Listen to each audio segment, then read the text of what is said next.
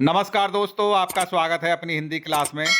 आज मैं कक्षा 7 की हिंदी की पाठ्य पुस्तक वसंत भाग 2 में संकलित पाठ मिठाई वाला के बारे में बताऊंगा, जिसके लेखक भगवती प्रसाद वाजपेयी जी हैं।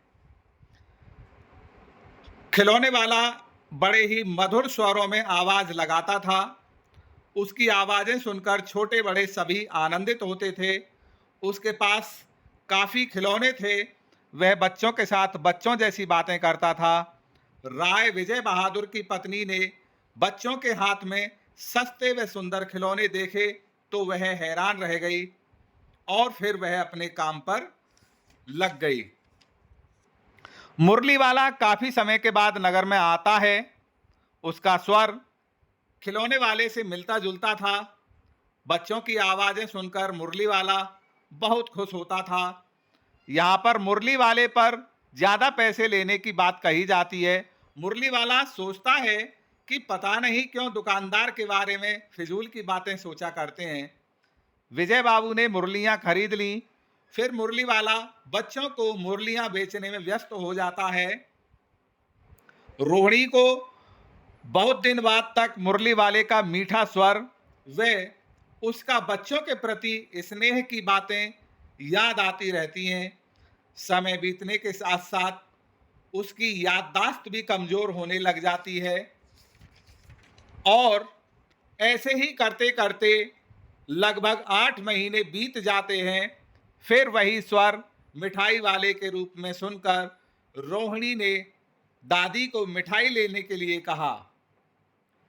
दाम अर्थात रुपया तय कर लेने के बाद रोहिणी ने दादी से पूछवाया कि क्या वह मिठाई वाला पहले भी कभी हमारे गांव में आया है। मिठाई वाले ने बताया कि वही खिलौने और मुरली लेकर बेचने आया था। अब तो वह उससे कुछ और बातें पूछने के लिए उत्सुक हो उठी कि वह इतने कम पैसे में वह चीजें क्यों बेचता है। मिठाई वाले ने बहुत गंभीरता से अपनी करुण वेदना भरी हुई कहानी सुनाई कि वह अपने नगर का एक प्रतिष्ठित व्यक्ति हुआ करता था। भगवान का दिया हुआ उसके पास सब कुछ था। परिवार था, बच्चे थे और संपत्ति तथा वैभव भी था।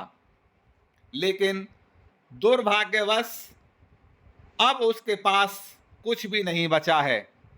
यही सोचकर कि उसके वे बच्चे कहीं ना कहीं इन्हीं बच्चों के रूप में जन्मे होंगे, वह इनकी खुशी में ही अपने बच्चों की खुशी को देखता रहता है और अपने मन में संतुष्ट होता रहता है।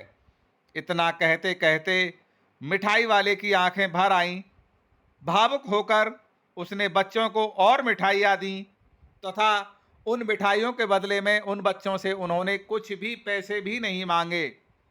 उसके बाद मीठी बोली में आवाज लगाता हुआ वह और आगे बढ़ता चला जाता है। यहीं पर इस पाठ का जो सारांश है समाप्त हो जाता है।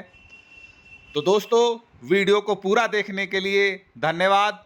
चैनल को सब्सक्राइब कीजिए, वीडियो को लाइक कीजिए, कमेंट कीजिए और अपनी कक्षा के सहपाठियों के साथ शेयर कीजिए।